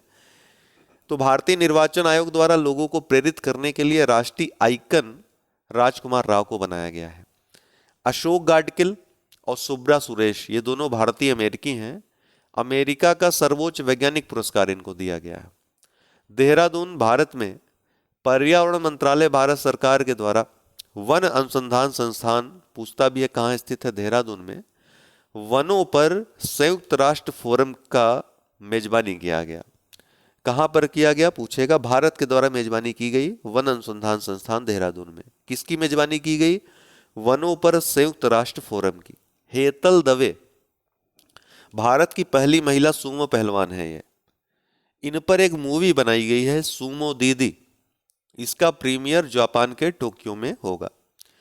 गुजरात के गांधीनगर में कलोल में स्थित देश के पहले नैनो डीएपी संयंत्र का उद्घाटन गृह मंत्री अमित शाह के द्वारा किया गया। ये संयंत्र इफ्को का है। स्टैनफोर्ड विश्वविद्यालय यूएसए द्वारा जारी, अब देखिए ये प्रश्न इसलिए महत्वपूर्ण हो जाता है, देखिए देश भर में घूम घूम करके उर्वरक मंत्री नहीं बल्कि गृह मंत्री अमित शाह के द्वारा उद्घाटन किया जा रहा है नैनो डीएपी संयंत्र, जितने नैनो यूरिया संयंत्र हैं, नैनो डीएपी संयंत्र हैं, इनका उद्घाटन लगभग हर जगह अमित शाह के द्वारा किया जा रहा है। इसलिए प्रश्न जब पूछेगा तो आप उर्वरक मंत्री दिमाग में तुरंत आ जाएगा आपके, अगर पढ़ कर जाएंगे तो आराम से अमित शाह कर लेंगे। स्टैनफोर्ड विश्वविद्यालय यूएसए द्वारा जारी दुनिया के शीर्ष 2% वैज्ञानिकों की सूची में भारत के किस संस्थान के 5 शिक्षक शामिल हैं? तो आईआईटी पलक्कड़ के। फिर से प्रश्न पढ़ रहा हूं, स्टैनफोर्ड विश्वविद्यालय यूएसए में स्थित है, कैलिफोर्निया में। इसके द्वारा एक रिपोर्ट जारी हुई है, सूची जारी हुई है, दुनिया के शीर्ष 2% वैज्ञानिकों को शामिल किया गया है इसमें। इसमें भारत के आईआईटी पलक्कड़ के 5 शिक्षक शामिल हैं। नई दिल्ली में विमर्श का आयोजन हुआ। विमर्श क्या है? 5G तकनीक पर राष्ट्रीय हैकाथॉन है, इसका नाम है विमर्श। आयोजन कहाँ हुआ? नई दिल्ली में। गोवा 37वें राष्ट्रीय खेल का आयोजन यहाँ हो रहा है। प्रधानमंत्री के द्वारा मडगांव में उद्घाटन किया गया। पहली बार है जब राष्ट्रीय खेलों का आयोजन गोवा में आयोजित हो रहा है। अहमदाबाद आदि महोत्सव 2023 की शुरुआत यहाँ पर हुई। कहाँ पे? अहमदाबाद में। नई दिल्ली में वायुसेना कमांडरों का सम्मेलन हुआ है। कहाँ पे? नई दिल्ली में। ओटिस क्या है? तो चक्रवात है। कहाँ पर आया है? मैक्सिको में आया है। माइक जॉनसन अमेरिकी प्रतिनिधि सभा के नए अध्यक्ष बने हैं। ठीक है, रिपब्लिकन के ये सदस्य हैं, रिपब्लिकन के ये जो है मेंबर हैं। रिपब्लिकन पार्टी और जो डेमोक्रेटिक पार्टी, 2 पार्टियां हैं। माइक जॉनसन रिपब्लिकन के प्रतिनिधि हैं, अमेरिकी प्रतिनिधि सभा के नए अध्यक्ष बने हैं। ऑपरेशन चक्र आपने पढ़ा था, ऑपरेशन चक्र 2, ये सीबीआई के द्वारा भारत में साइबर अपराधियों के खिलाफ चलाया जाने वाला अभियान है। वृहत अभियान इसमें सीबीआई ने चलाया हुआ है साइबर अपराधियों के खिलाफ। हरियाणा के गुरुग्राम में राष्ट्रीय स्तर का सरस आजीविका मेला का आयोजन हुआ। कहाँ पे? गुरुग्राम, हरियाणा में। क्षेत्रीय स्तर नहीं, राष्ट्रीय स्तर का सरस आजीविका मेला का आयोजन हुआ। आपको बता दें, सरस आजीविका मेला ग्रामीण विकास मंत्रालय के जो दीनदयाल अंत्योदय योजना है उसके अंतर्गत national rural livelihood mission day NRLM के तहत चलाया जाता है। इसके अंतर्गत जो सेल्फ हेल्प ग्रुप्स हैं, महिलाओं के विशेषकर जो बनाए गए उत्पाद हैं, उनको प्रोत्साहन दिया जाता है। आइसलैंड, आपको बता दें कि आइसलैंड 14 वर्षों से लगातार लैंगिक अंतराल सूचकांक में शीर्ष स्थान पर रहा है। फिर भी यहां से एक प्रश्न आ सकता है तो सॉरी, ऐसा देश जो लैंगिक समानता के लिए जाना जाता है, वहां पे लैंगिक भेदभाव के विरोध में 1 दिवसीय हड़ताल का आयोजन हुआ। इसमें वहां की प्रधानमंत्री कैटरीन जैकब्स डॉटिर भी शामिल हुई। तो ये सबसे महत्वपूर्ण है कि वहां की प्रधानमंत्री भी उसमें शामिल हुई। कोझिकोड, केरल में 23 अक्टूबर 1973 को प्रधानमंत्री इंदिरा गांधी द्वारा देश के पहले महिला पुलिस स्टेशन का उद्घाटन किया गया था। एक फैक्ट है, याद रखिएगा। अभी हाल ही में इस कार्य के 50 वर्ष पूर्ण हुए हैं। इस उपलक्ष्य में एक उत्सव का आयोजन हुआ वहां। तो ये प्रश्न आ सकता है चूंकि चर्चा में है। अमोल मजूमदार भारतीय महिला क्रिकेट टीम के मुख्य कोच बने हैं। कौन? अमोल मजूमदार। विरूपाक्ष जो भगवान शिव का एक पर्यायवाची भी है।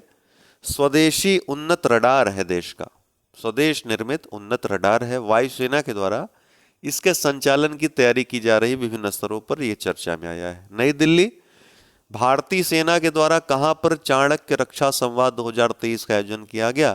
तो नई दिल्ली में। उत्तर पूर्व भारत महोत्सव का आयोजन कहां किया गया? वियतनाम में। जो एक्ट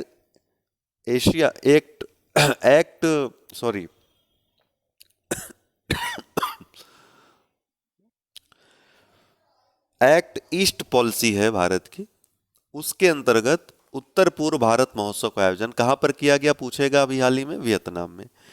नई दिल्ली, भारतीय मोबाइल कांग्रेस का 7वां संस्करण कहां पर आयोजित हुआ? भारतीय मोबाइल कांग्रेस का 7वां संस्करण इसका उद्घाटन प्रधानमंत्री के द्वारा नई दिल्ली में किया गया। वहीं नई दिल्ली में ही 16वें अर्बन मोबिलिटी शहरी गतिशीलता इंडिया कांग्रेस 2023 का भी आयोजन किया गया। तो ये दोनों आयोजन कहाँ पर किए गए? नई दिल्ली में। बैजनाथ अग्रवाल ये गीता प्रेस गोरखपुर के ट्रस्टी हैं, इनका निधन हो गया हाल ही में, ठीक है। ये गीता प्रेस गोरखपुर के ट्रस्टी थे। मेरा होचोंगबा उत्सव ये कहाँ का उत्सव है? अभी हाल ही में मनाया गया मणिपुर में। मणिपुर की राजधानी कहाँ है? इम्फाल में। तो इम्फाल में ये उत्सव मनाया गया। एनईपी अर्थात न्यू एजुकेशन पॉलिसी सारथी यूजीसी के द्वारा लखनऊ विश्वविद्यालय के 3 छात्रों को एनईपी 2020 के लिए छात्र राजदूत चुना गया है। ये कौन कौन से 3 छात्र हैं? दिव्यांशी गुप्ता, प्रियांशी राय और आशुतोष वाजपेयी। चौथे पैरा एशियाई खेल 2022 जो हलवी 2023 में हांगझोउ चीन में आयोजित हुए, इसके बारे में संपूर्ण जानकारी जो महत्वपूर्ण है परीक्षा दृष्टि से। पहली बात कि 2010 में इसका पहला संस्करण आयोजित हुआ था, चीन में ही पहला संस्करण था वो। 2014, 2018 और अब 2022 में ये चौथा संस्करण आयोजित हुआ। कहाँ पे? हांगझोउ चीन में।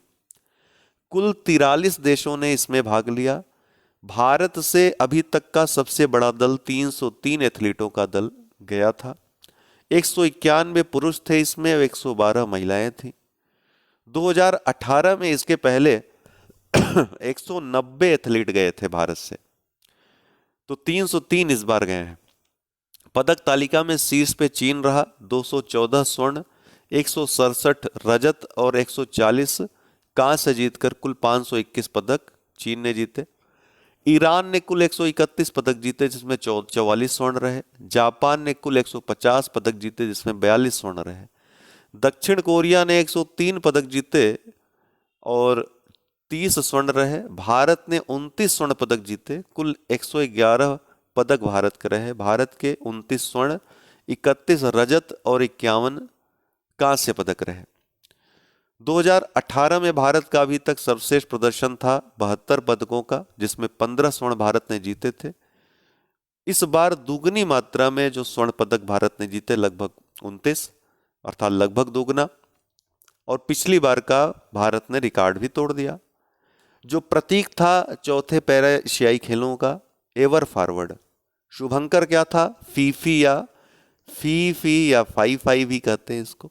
एक प्रकार का पक्षी है, दैवी पक्षी। चीन में इसको दैवी पक्षी माना जाता है, फीफी या फाई फाई भी कहीं कहीं मिल जाएगा आपको लिखा हुआ। आदर्श वाक्य क्या था इन खेलों का? तो दिल मिलते हैं सपने चमकते हैं। दिल मिलते हैं सपने चमकते हैं, ये इस बार की थीम थी। भारतीय ध्वजवाहक कौन था? तो उद्घाटन समारोह में भारतीय ध्वजवाहक पारुल परमार जो कि पैरा शटलर हैं, और Amit Saroha para club thrower, ये दोनों उद्घाटन समारोह में भारतीय ध्वजवाहक थे। सर्वाधिक मेडल भारत ने किसमें जीते हैं? तो एथलेटिक्स में भारत ने कुल 55 मेडल अर्थात सर्वाधिक मेडल एथलीट्स में आए हैं। उसके बाद बैडमिंटन में सर्वाधिक पदक आए हैं। आपको बता दें कि अभी मैंने काफ़ी चेक किया, कई न्यूज़पेपर में कवर नहीं किया गया है कि समापन समारोह में भारतीय ध्वजवाहक कौन था। तो नेक्स्ट वीडियो में जैसे ही वो रिवील होता है या कहीं कवर होता है या मिल जाता है तो मैं उसको शामिल कर दूंगा। चीन की मुद्रा क्या है अगर पूछेगा तो रेन मिनबी जो है, आरएमबी, ये चीन की मुद्रा है। चीन की एक और मुद्रा है, एक और नाम से जानी जाती है, उसका क्या नाम है आप लोग कमेंट बॉक्स में बताएंगे। वही हर जगह आपको लगभग किताबों में मिलती है। रेन मिनबी ये अंतर्राष्ट्रीयकरण जब मुद्रा का किया चीन ने, तो रेन मिनबी इसका नाम रख दिया अपनी मुद्रा का। लेकिन एक और मुद्रा है, उसका नाम आप लोग कमेंट बॉक्स में बताएंगे। राजधानी चीन की बात करें तो मुख्य राजधानी बीजिंग है जो कि उत्तरी राजधानी है। चीन की दक्षिणी राजधानी के रूप में नानजिंग को जाना जाता है। शंघाई चीन की आर्थिक राजधानी है। ये तीनों प्रश्न आ चुके हैं इसलिए मैं यहाँ बता रहा हूँ। टाटा समूह आईफोन बनाने वाली पहली भारतीय कंपनी बन जाएगी। इसके लिए इसने विस्ट्रॉन के साथ समझौता किया है। किसके साथ? विस्ट्रॉन के साथ समझौता किया है। विस्ट्रॉन आईफोन निर्मित करने वाली कंपनी है। एल अल्टो, ये बोलीविया में स्थित है। रॉसटॉम, जो कि रूसी संस्था है, इसके द्वारा विश्व की सबसे ऊंची परमाणु सुविधा, जो कि 4000 मीटर की ऊंचाई पर स्थित है, इसका निर्माण किया गया। कहाँ पे? एल अल्टो, बोलीविया में। अभी आपने पैरा एशियाई खेल देखे, कुछ समय पहले एशियाई खेल भी संपन्न हुए थे, तो थोड़ा रिवीजन कर लीजिए। 19वें एशियाई खेल 2022 जो कि यहीं पर हांगझू शहर चीन में आयोजित हुए। इसका उद्घाटन जो हुआ था उसमें ध्वजवाहक भारत की तरफ से हरमनप्रीत सिंह, हॉकी की खिलाड़ी हैं, और लवलीना बोरगोहन जो कि बॉक्सर हैं, ये दोनों रही थी। वहीं समापन समारोह में भारतीय ध्वजवाहक कौन रहे थे? PR सिजेस, जो कि हॉकी खिलाड़ी हैं। आदर्श वाक्य क्या था 19वें एशियाई खेलों का? Heart to heart at the rate future. शुभंकर 3 रोबोट थे जिनको स्मार्ट ट्रिपलेट्स भी कहा जाता है। कांग कांग, लियान लियान और चैन चैन, इनका कलर भी याद रखिएगा। 3 रोबोट थे, 3 अलग अलग कलर्स के। येलो जो रोबोट था वो कांग कांग था, ग्रीन रोबोट का नाम लियान लियान था, और ब्लू रोबोट का नाम चैन चैन था। येलो, ग्रीन और ब्लू। प्रतीक क्या था एशियाई खेलों का 19वें? Surging tides. क्या था? Surging tides. भारतीय नौ मोस्ट इंपॉर्टेंट फैक्ट है, भारतीय नौसेना के 8 अधिकारियों को किस देश में फांसी की सजा सुनाई गई है? तो ये कतर में फांसी की सजा सुनाई गई है। दरअसल ये जो 8 अधिकारी हैं, ये रिटायर्ड अधिकारी हैं, वहां पर किसी कंपनी में काम करने गए थे। वहीं पर कतर की जो पुलिस है उसने गिरफ्तार कर लिया जासूसी के आरोपों में। आरोप उसने रिवील नहीं किए, बिना किसी स्पष्ट चार्ज के इनको गिरफ्तार कर लिया गया, इन पर मुकदमा चलाया गया। इसी वर्ष मार्च में सुनवाई शुरू हुई थी और अभी वहाँ की अदालत ने बिना चार्ज फ्रेम, क्या चार्ज किस अपराध में क्या इनका अपराध रहा है कुछ बताए, ठीक है, स्पष्ट कोई जानकारी दी है, इनको फांसी की सजा दे दी है। इसके साथ ही भारत के लिए एक बड़ी वैदेशिक जो नीति है उसके लिए एक चुनौती, राजनयिक चुनौती सामने आ गई है। अब भारत इससे किस तरह निपटेगा, ये भविष्य में तय करेगा कि भारत की स्थिति इस समय विश्व में क्या है। भारत की राजनीतिक या राजनयिक जो शक्ति है उसका ये परिचय देगा कि भारत अब कैसे निपटता है इस स्थिति से। एक बड़ी राजनयिक चुनौती है, भारत की प्रतिष्ठा भी यहाँ पे दांव लगी हुई है। उत्तराखंड, यहाँ जमरानी बांध परियोजना को मंजूरी दी गई। पूछेगा जमरानी बांध परियोजना किस प्रदेश से संबंधित है? उत्तराखंड से। सुल्तान इब्राहिम इस्कंदर ये कहाँ के नए राजा बने हैं? तो मलेशिया के। ठीक है, सुल्तान इब्राहिम इस्कंदर। ये थी साप्ताहिक खबरें। बहुत बहुत धन्यवाद। 31 अक्टूबर को 2 घटनाएं हुई थी और 2 दिवस मनाए जाते हैं। एक राष्ट्रीय एकता दिवस 2014 से ये मनाना शुरू हुआ। 31 अक्टूबर 1875 को सरदार वल्लभ भाई पटेल का जन्म हुआ था। इसी उपलक्ष्य में राष्ट्रीय एकता दिवस के रूप में इनकी जयंती को मनाया जाता है 2014 से। इनका जन्म 31 अक्टूबर 1875 को नाडियाड स्थान जो है बम्बई प्रेसिडेंसी में, अर्थात तत्कालीन ब्रिटिश जो साम्राज्य था उसके अंतर्गत हुआ था। इसके अलावा राष्ट्रीय संकल्प दिवस भी 31 अक्टूबर को मनाया जाता है, क्योंकि इंदिरा गांधी की हत्या हो गई थी 31 अक्टूबर 1984 को। तो ये 2 दिवस मनाए जाते हैं एक ही दिन, याद रखिएगा। Henley dark sky reserve, Henley dark sky reserve ये कहाँ पर स्थित है? लद्दाख, भारत में।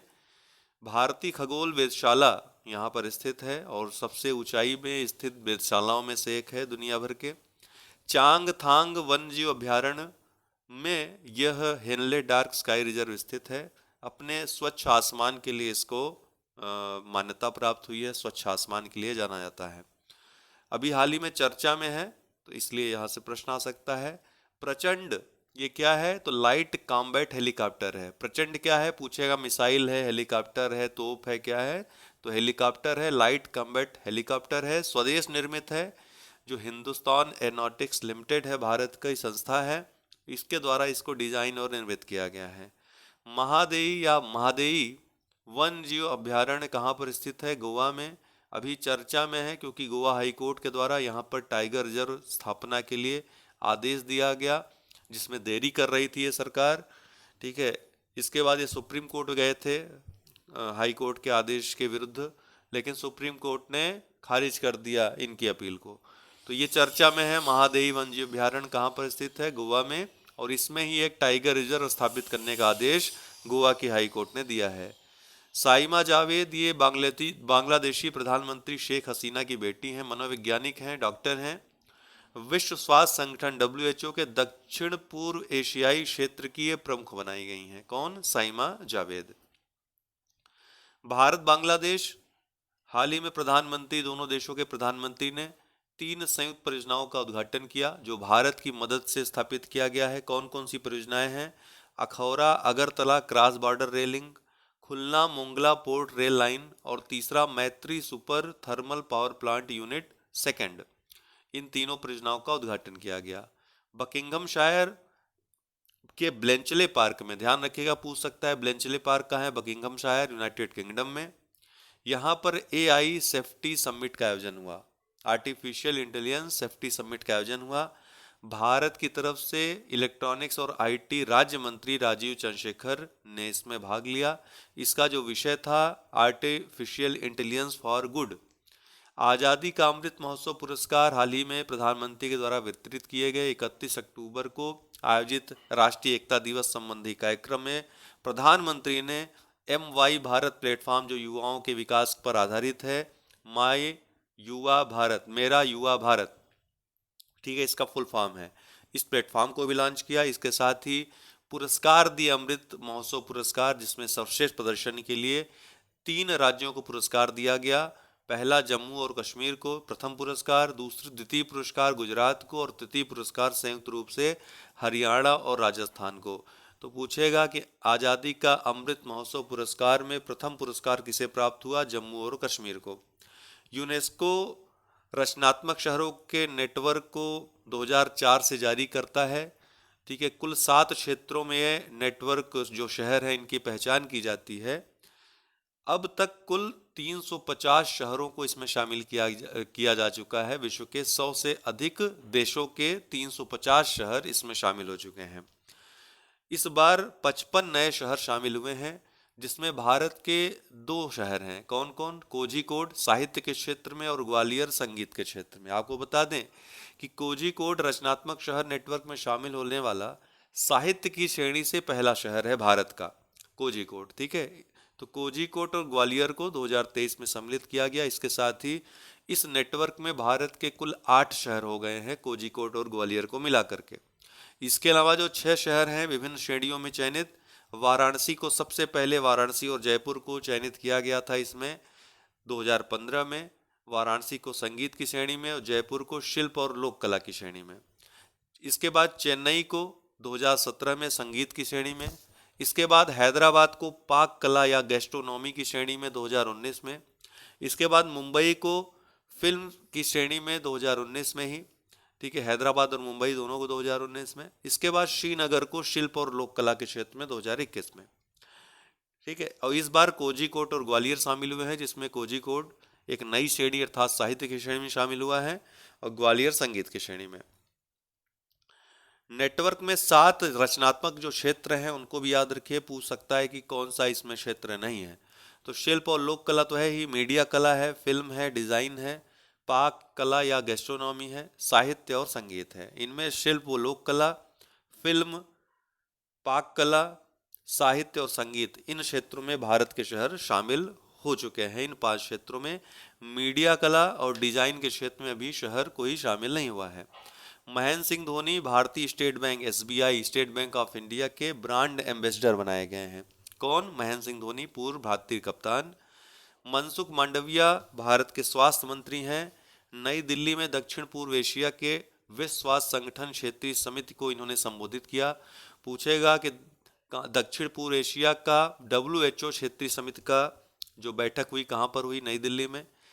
तो यहीं पर मनसुख मांडविया ने समिति को संबोधित किया और इसके साथ ही 76वें सत्र जो है यह आयोजित हुआ। जो यह सत्र था 76वां सत्र था, इसके अध्यक्ष भी ये चयनित हुए। किसके अध्यक्ष चयनित हुए? दक्षिण पूर्व एशिया के लिए WHO क्षेत्रीय समिति के 76वें सत्र के अध्यक्ष चयनित हुए। कौन? मनसुख मांडविया। नई दिल्ली में राष्ट्रीय बाघ संरक्षण प्राधिकरण NTCA के द्वारा silent conservation from margins to the centre एक कला प्रदर्शनी है, इसका आयोजन हो रहा है। कहाँ पे? नई दिल्ली में। किसके द्वारा हो रहा है? राष्ट्रीय बाघ संरक्षण प्राधिकरण के द्वारा हो रहा है। सतर्कता जागरूकता सप्ताह हर वर्ष कब से कब तक मनाया जाता है? 30 अक्टूबर से 5 नवंबर तक। इस बार का जो विषय है से no to corruption, commit to the nation. आपको बता दें CVC कौन है? भारत के चीफ विजिलेंस कमिश्नर, मुख्य सतर्कता आयुक्त, तो ये है प्रवीण कुमार श्रीवास्तव। सिंगापुर में अंतर्राष्ट्रीय यात्रा प्रदर्शनी एशिया का आयोजन हुआ, जिसमें भारत के पर्यटन मंत्रालय ने भाग लिया। तो यह सम्मेलन, यह प्रदर्शनी कहाँ हुई? सिंगापुर में। नई दिल्ली में उपराष्ट्रपति जगदीप धनखड़ के द्वारा हिगाशी ऑटिज्म स्कूल का उद्घाटन हुआ। ऑटिज्म से पीड़ित जो छात्र हैं उनके विकास के लिए। जापान के मुसाशिनो हिगाशी गोकुएन स्कूल के सहयोग से इस स्कूल को निर्मित किए स्कूल की स्थापना की गई है। कहाँ पर? नई दिल्ली में इसका उद्घाटन किया गया, हिगाशी ऑटिज्म स्कूल का। नई दिल्ली में 16वां अर्बन मोबिलिटी इंडिया सम्मेलन व प्रदर्शनी का आयोजन हुआ। आपको बता दें इसमें कुल 4 क्षेत्रों में विभिन्न श्रेणियों में पुरस्कार वितरित किए गए।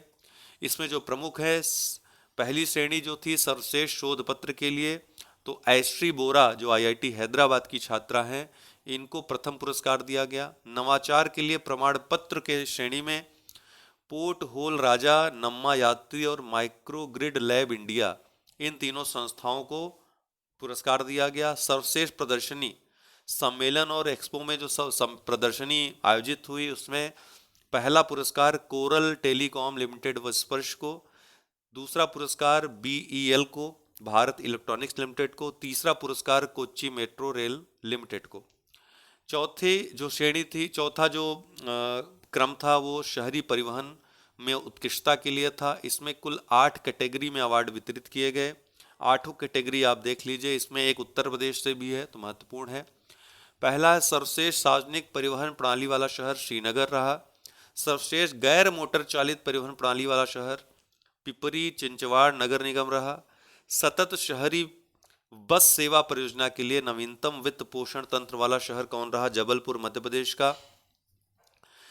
परिवहन योजना में सार्वजनिक भागीदारी वाला शहर कौन रहा? ईस्ट खासी हिल्स शिलांग का। ठीक है, इसने स्टेम्स जो एक कंप्यूटर सेवा प्रदाता है इसके साथ मिलकर के भागीदारी में ये योजना चलाई थी जो सफलतापूर्वक संचालित हुई। सर्वश्रेष्ठ हरित परिवहन वाला शहर कौन रहा? कोच्चि जल मेट्रो के परिचालन के लिए कोच्चि को सर्वश्रेष्ठ हरित परिवहन वाला शहर घोषित किया गया। सर्वश्रेष्ठ मल्टी मॉडल इंटीग्रेशन वाले मेट्रो का पुरस्कार मुंबई मेट्रो को दिया गया।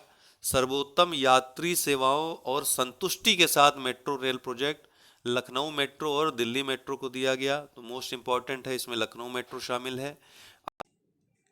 सर्वश्रेष्ठ शहरी परिवहन परियोजनाएं पिछले वर्ष लागू करने के लिए राज्य या केंद्र शासित प्रदेश रनिंग ट्रॉफी किसे दी गई? तो उड़ीसा के राजधानी क्षेत्र शहरी परिवहन को। मो बस और मो ई राइड जो परियोजनाएं चालित की गई, आपको पता है इन दोनों परियोजनाओं को काफ़ी चर्चा में रही हैं। संयुक्त राष्ट्र लोक सेवा पुरस्कार भी मो बस सेवा को दिया गया उड़ीसा में, जो भुवनेश्वर कटक आदि जो वहाँ के शहरों में चलाई जा रही है, तो इसे ये पुरस्कार दिया गया।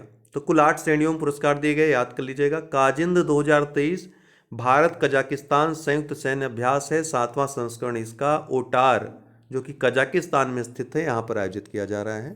तो आज के लिए इतना ही दोस्तों, बहुत बहुत धन्यवाद।